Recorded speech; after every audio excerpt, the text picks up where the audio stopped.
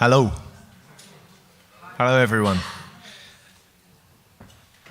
My name's Jim Phillips. Thanks very much for coming to our first London Chapter Monthly Town Hall meeting for the Zeitgeist Movement.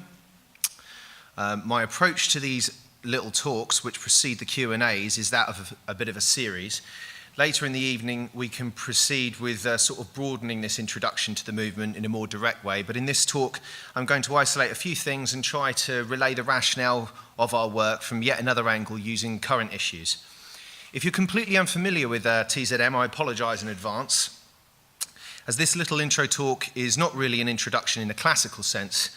In fact, most of these lectures require about 2 to 3 hours if you want to get everything across properly.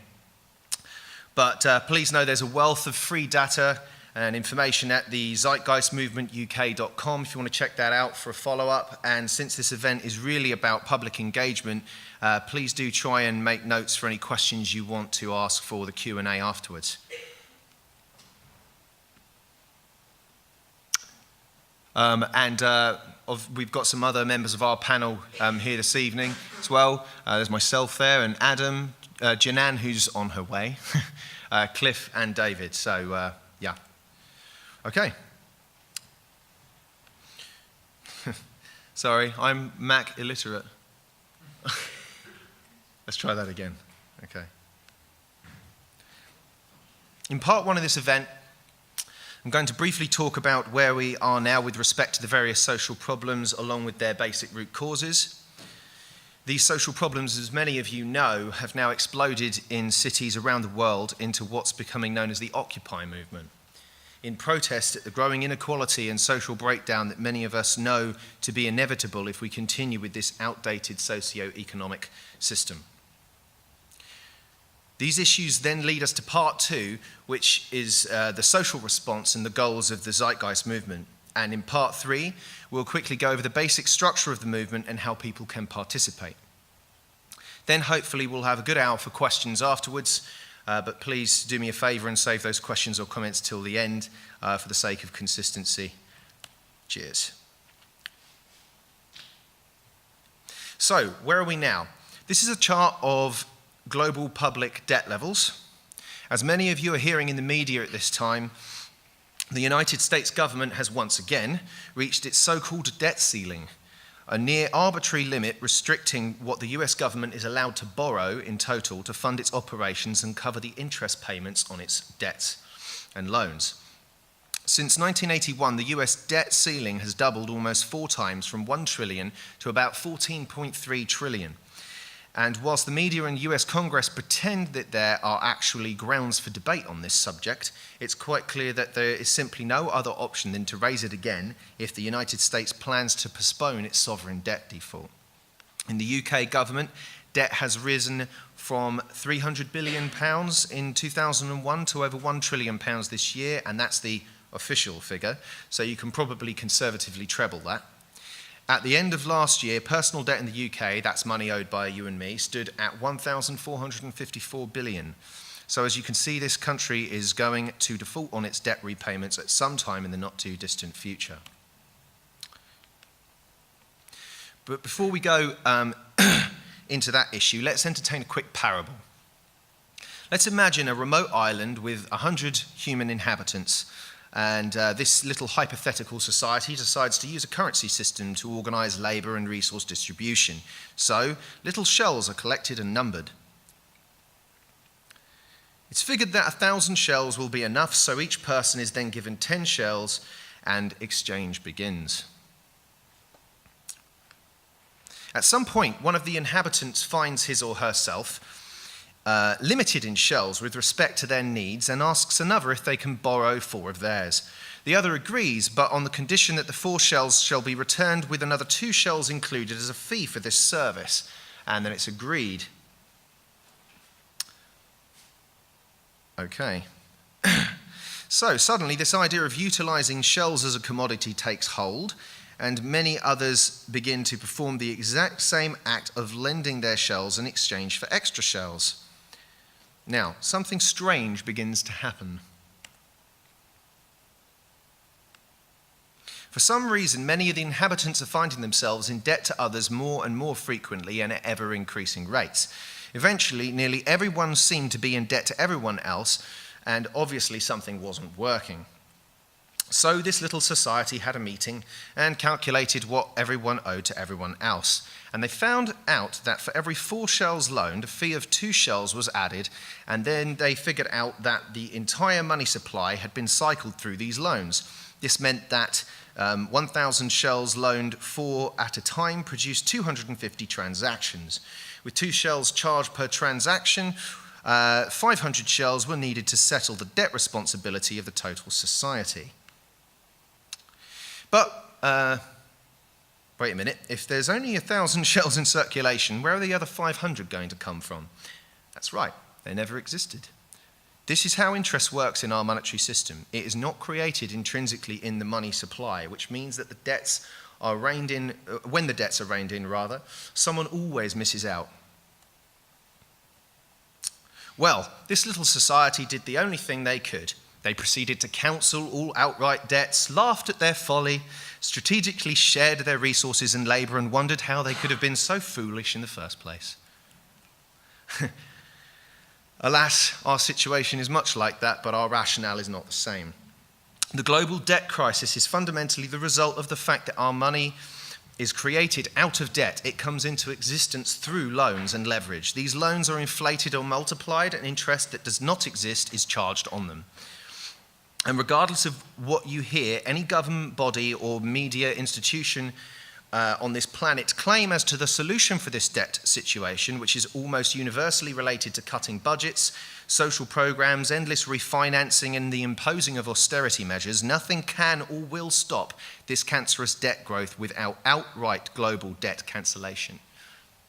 I'll state that again. Nothing will stop without outright global debt cancellation, which means those related rules of the economic system would need to be overridden because they are intrinsically and mathematically flawed.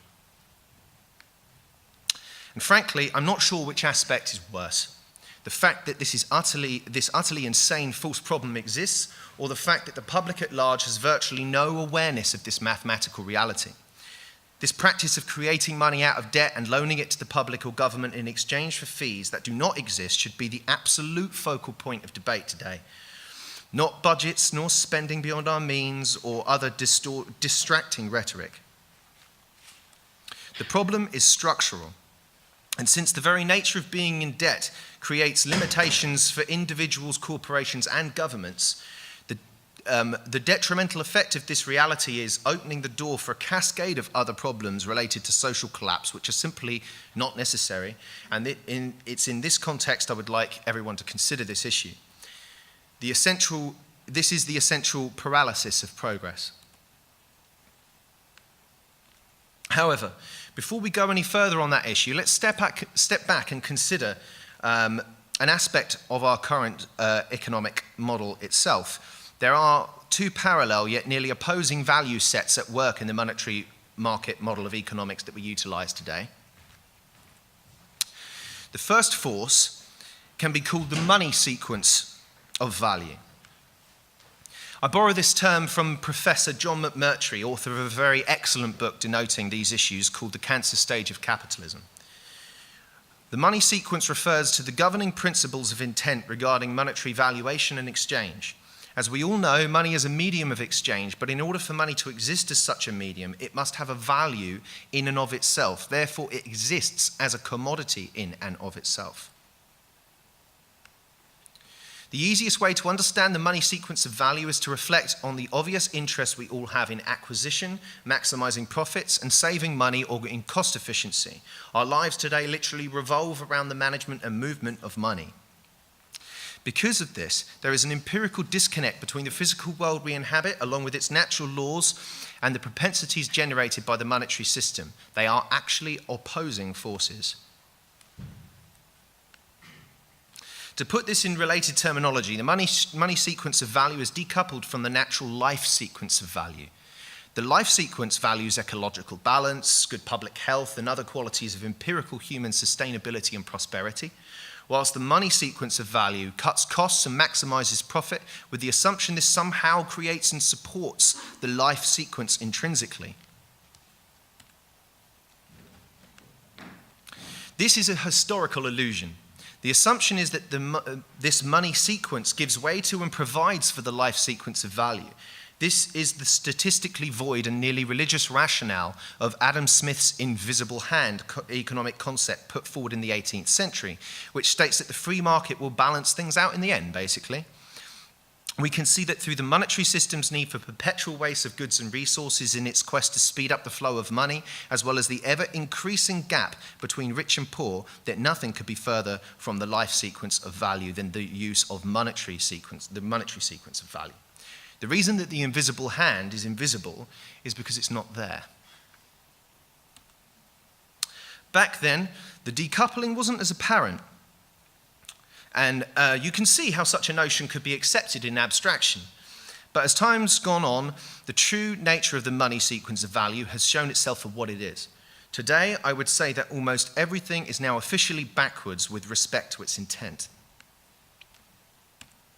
For example, corporations are now being rewarded for producing inferior products, creating waste, and reducing efficiency overall just to keep the material economy and labour for income going.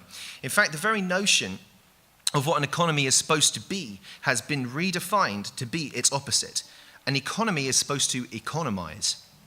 Therefore, what we live in is in fact an anti-economy,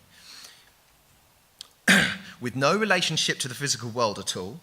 In fact, the more problems, inefficiency, and waste in society there are, the better the monetary economy is. Problems create profit. To ask for sustainability in a model that is diametrically opposed to it is like basically trying to ask for the rules of cricket to be played in a football match. And this is what makes this debt picture here so tragic, because yes, it is an elaborate fiction. A fictional ledger born out of the self-orientated monetary sequence of value. The fact that we accept the basis of this practice as empirical reveals a massive structural delusion in the social zeitgeist itself. We are now willing to basically shut down our own human and social needs and limit our possibility and prosperity because of this game that was once relevant in times of great scarcity and inefficiency, but which really mirrors or references absolutely nothing in the real world we inhabit. The United States alone has over $57 trillion of private and public debt. In aggregate, that's almost $200,000 owed by every citizen, and that debt can only grow. Just like our island parable, the entire world is in debt to itself, and the result is nothing but pathetic and illogical. In fact, I would say that the best way to think of this stage of the game is as a social cancer. This result of the money sequence of value will continue to spread and grow until it kills the life host, which unfortunately happens to be, us. This masking effect we are doing by abstractly accepting a value set as normality when in fact it is harming you is precisely how a cancerous cell invades the life host and how it behaves. It masquerades as something it isn't. And if the social immune system does not recognize its fraudulent nature, then it will continue until it kills the host itself. This is the basis of cancer. Now, I'm not going to expand on this point and onto the many other inherent flaws of this system due to time restraints.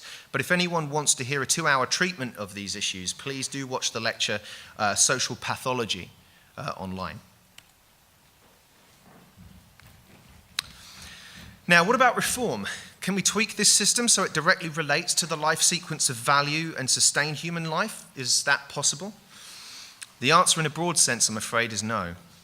If money is a commodity in and of itself holding value, there is no way the money sequence can inherently respect the life sequence. It's simply based on an opposite set of values.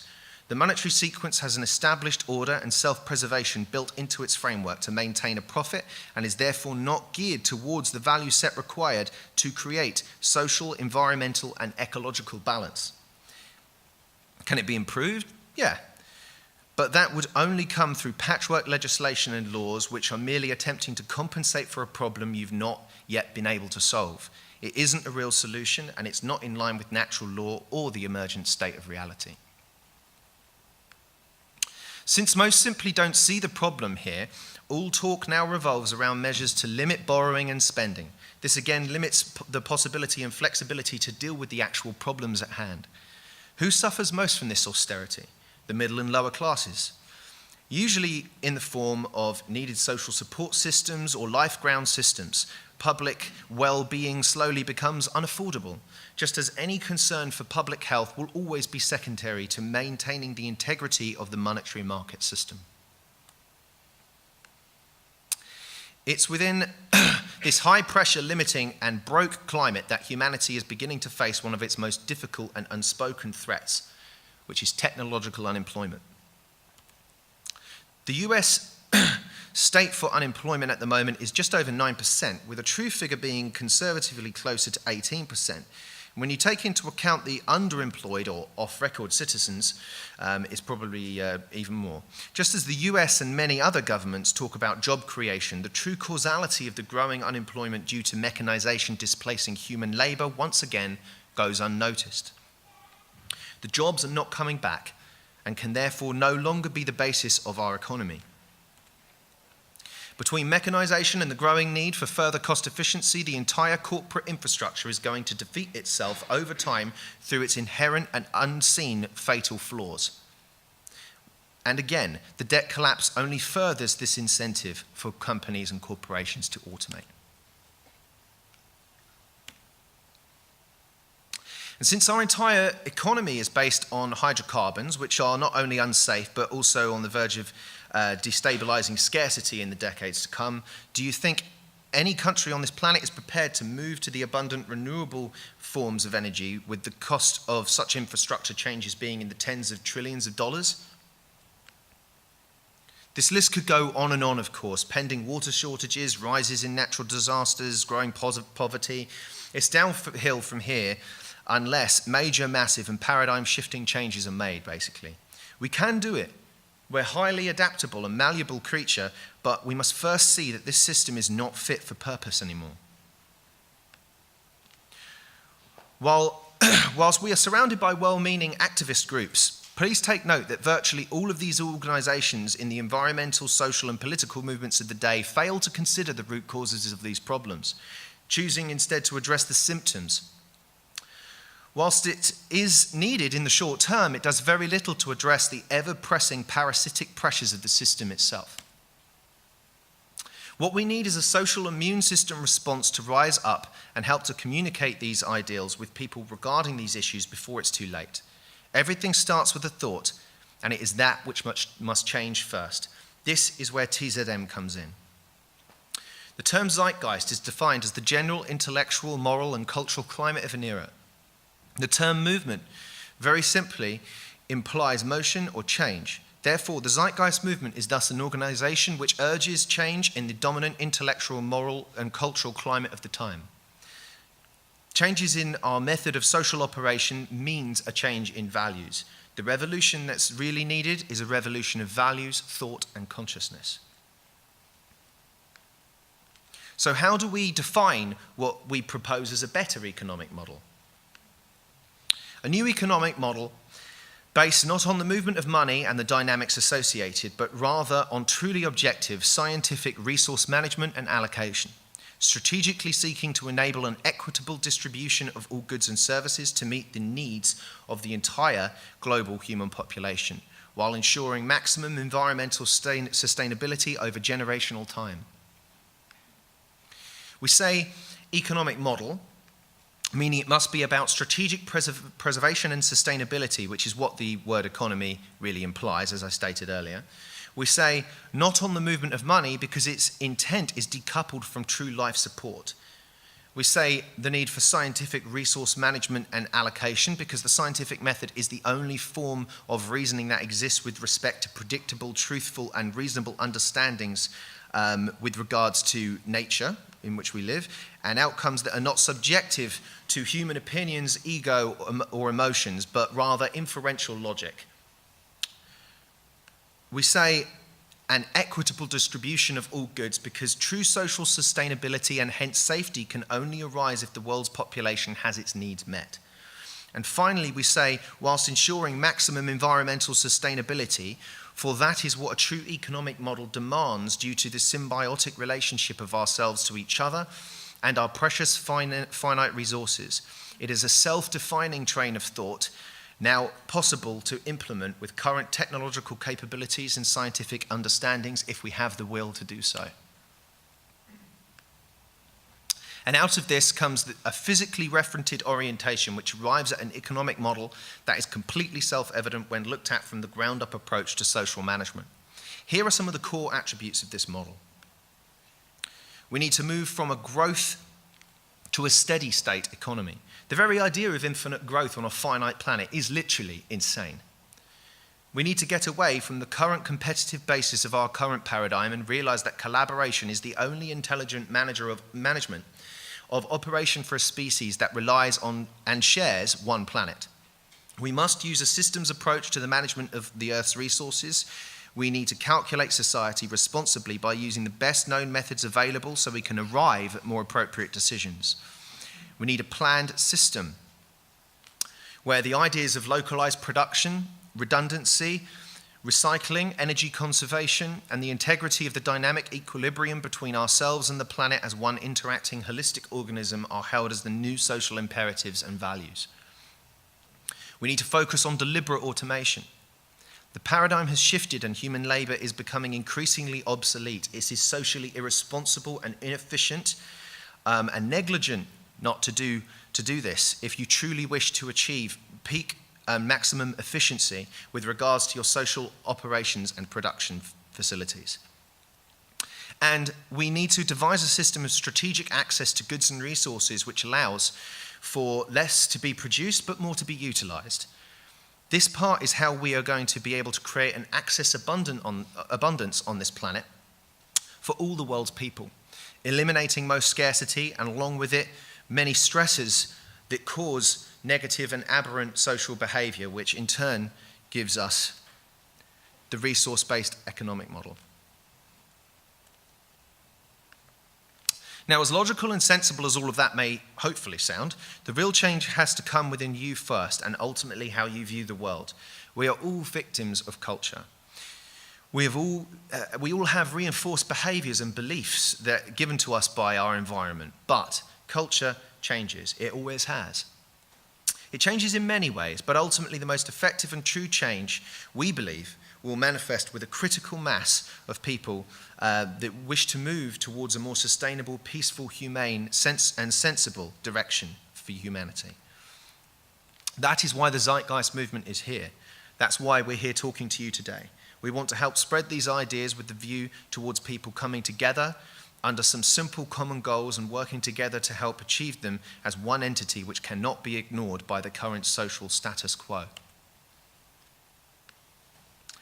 We are a decentralized holographic organization that uses events such as these, films, books, articles, radio shows, music, and all other forms of social media and interaction to help communicate this direction to the public at large. We're currently organizing town hall events such as this, screenings of our films, street stall events, exhibitions at schools and colleges, blogs, and much, much more. And once again, this is all with the intention an intent to help to shift the frame of reference of how people view themselves, each other, and the world around them. People are not equal in their abilities, but they should be equal in their social and health standing. An overwhelming case has been made in various studies of how a vast array of social issues are more prevalent in more unequal countries once basic living standards are met. This graph of the developed nations outlines this point very well. Equality is the balance that your body requires to survive, and society is really no different. Once basic needs are being met, it is equality which defines your social system's health, and in a world where 1% owns 40% of the world's wealth, it's easy to see why we have so many growing social issues across our planet and why we see these Occupy protests taking hold. It is the human immune system's way of saying we have a problem. The manifestation of these problems afflicting the social system is why our movement has grown in stature and size so astonishingly since its inception in 2008. We now have 500,000 members in over 70 countries with thousands of chapters worldwide spreading this message. In the UK, we have over 20,000 people registered and over 300,000 hits on our UK site. Our sites are really to help channel relevant information in and out, so to speak, so as to facilitate yours and others' participation in whatever way that's suited to your own personal attributes and abilities. For me, I'm a teacher, so I try to get this message into schools via Science and Sustainability exhibition and a series of presentations and activities designed to help younger age groups to understand this direction. We have 50 active chapters across the UK dedicated to holding events in the local area to help reach the general public and build this train of thought organically at a grassroots community level. Here are some examples of the ways in which you could get involved if you feel this direction is as important as we do. We are a leaderless movement, and no one is here to tell you what to do. This is an idea and a simple train of thought. You fit in where you feel your skills are most appropriately suited and help as much as you like or as much as you can. This idea that we're proposing today is to be questioned objectively, and it's not something you vote for and then forget about. It's something you either understand after exhausting all other avenues, or you don't. Or alternatively, you can just lose all of your words and look like a complete dick. Mr. Williams, do we have a Mr. Or anyone who's Mac literate? Anybody Mac literate? Telling me that. That's why I said I'm not Mac literate, because I don't know what it's done. It's fried me, though. That's kind of like a gig where all the power goes out, isn't it? Like, yeah. Hi, guys. I used to be in a band, so I'm used to this stony silence of like, you know, usually you'd always standing there with a beer. Do you know what I mean? Going like that. But what slide are you on? I don't know, just if we can... Go down one? Could be.